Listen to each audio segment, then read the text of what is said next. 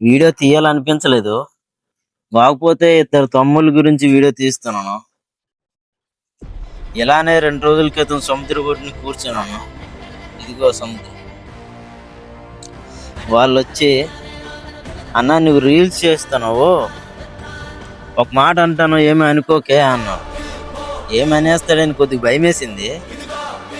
నీ వీడియోలో కొద్దిగా లైటింగ్, వాయిస్ కొద్దిగా బాగాలేదు, సరి చూసుకో అన్నాడు. తమ్ముడు కొత్త కదా, మరి అలాగే ఉంటుంది, కానీ నీ వీడియో ఎడిటింగ్ మాత్రం సూపర్ ఉన్నదన్న. ముఖ్యంగా ఆ ముసలిదానితో వీడియో ఉంది, సూపర్ అన్న.